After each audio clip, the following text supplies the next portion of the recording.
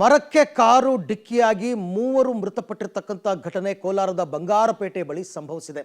ಇದರಲ್ಲಿ ಒಬ್ಬ ಆಶ್ಚರ್ಯಕರ ರೀತಿಯಲ್ಲಿ ಪ್ರಾಣಾಪಾಯದಿಂದ ಪಾರಾಗಿದ್ದಾನೆ.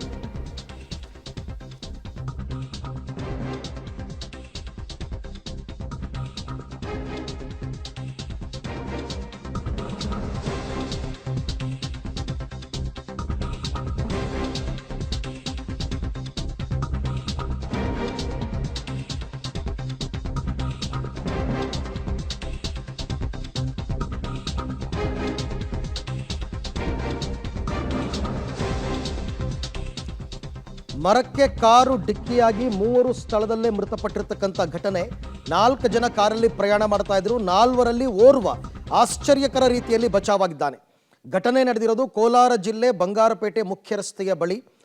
ಮೃತರೆಲ್ಲರೂ ಕೂಡ ಖಾಸಗಿ ಕಾಲೇಜಿನ ವಿದ್ಯಾರ್ಥಿಗಳು ಅಂತ ಗೊತ್ತಾಗಿದೆ.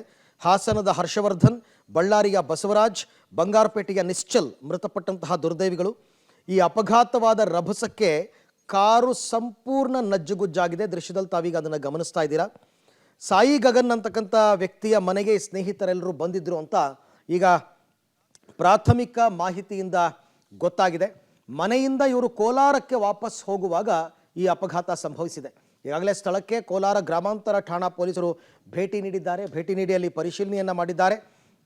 ಯಾವ ಕಾರಣಕ್ಕೋಸ್ಕರ ಅಪಘಾತವಾಯಿತು, ಓವರ್ ಸ್ಪೀಡಿಂದ ಬಂದಿದ್ರಾ ಅಥವಾ ಮದ್ಯ ಸೇವನೆ ಏನಾದರೂ ಮಾಡಿದ್ರಾ, ಇದೆಲ್ಲವೂ ಗೊತ್ತಾಗಬೇಕಾಗತ್ತೆ. ಅನುಮಾನಗಳು ಸಹಜವಾಗಿ ಮೂಡೋದೇ ಹೀಗೆ. ಈ ಥರ ಎಲ್ಲ ಹುಡುಗರೇ ಇದ್ದಾರೆ, ಕಾರಲ್ಲಿ ಬಂದಿದ್ದಾರೆ, ಓವರ್ ಸ್ಪೀಡಲ್ಲಿ ಬಂದಿದ್ದಾರೆ, ಮರಕ್ಕೆ ಗುದ್ದಿದ್ದಾರೆ. ಇದೆಲ್ಲವನ್ನು ನೋಡಿದಾಗ ಏನು ಕಾರಣ, ಬ್ರೇಕ್ ಫೇಲ್ಯೂರ್ ಏನಾದರೂ ಆಯಿತಾ, ಅಥವಾ ಓವರ್ ಸ್ಪೀಡ್ ಬಂದು ಕಂಟ್ರೋಲ್ ಸಿಗಲಿಲ್ವಾ, ಮದ್ಯ ಸೇವನೆ ಮಾಡಿದ್ರಾ, ಹೀಗೆ ಹಲವಾರು ಆಯಾಮಗಳಲ್ಲಿ ಪೊಲೀಸರು ತನಿಖೆಯನ್ನು ಕೈಗೊಳ್ತಾರೆ ಸಹಜವಾಗಿ. ಸೊ ಈಗಲೂ ಕೂಡ ಅದೇ ರೀತಿಯಾದಂತಹ ಘಟನೆ ಕೋಲಾರ ಜಿಲ್ಲೆ ಬಂಗಾರಪೇಟೆಯ ಮುಖ್ಯ ರಸ್ತೆಯಲ್ಲಿ ನಡೆದಿರ್ತಕ್ಕಂಥದ್ದು. ಕಾರೊಂದು ಮರಕ್ಕೆ ಗುದ್ದಿ 3 ಮೃತಪಟ್ಟಿರ್ತಕ್ಕಂಥ ಘಟನೆ ನೋಡಿ. ಸಾಮಾನ್ಯವಾಗಿ ಸೀಟ್ ಬೆಲ್ಟ್ಗಳನ್ನ ಹಾಕ್ಕೊಂಡಿದ್ರೆ ಸಾವು ನೋವನ್ನು ಸ್ವಲ್ಪ ತಡೆಗಟ್ಟಬಹುದು. ಬಟ್ ನೋಡಬೇಕು ಇಲ್ಲಿ ಸೀಟ್ ಬೆಲ್ಟ್ ಹಾಕಿದ್ರಾ ಇಲ್ವಾ, ಏರ್ ಬ್ಯಾಗ್ಸ್ ಎಲ್ಲ ಓಪನ್ ಆಗಿದೆಯಾ ಇಲ್ವಾ, ಇವೆಲ್ಲವೂ ಕೂಡ ಗೊತ್ತಾಗಬೇಕು. ಪ್ರಕರಣ ಈಗಾಗಲೇ ಕೋಲಾರ ಗ್ರಾಮಾಂತರ ಠಾಣೆಯ ಪೊಲೀಸರು ಭೇಟಿ ನೀಡಿದ್ದಾರೆ. ಇನ್ನು ಮುಂದಕ್ಕೆಲ್ಲ ಸಮಗ್ರವಾದಂತಹ ವಿಚಾರಣೆ ತನಿಖೆಯೆಲ್ಲ ಆಗಬೇಕು. ಇನ್ನು ಮೃತಪಟ್ಟ ವಿದ್ಯಾರ್ಥಿಗಳ ಪೋಷಕರು ಅಥವಾ ಅವರ ಸಂಬಂಧಿಕರು ಬರಬೇಕಾಗುತ್ತೆ.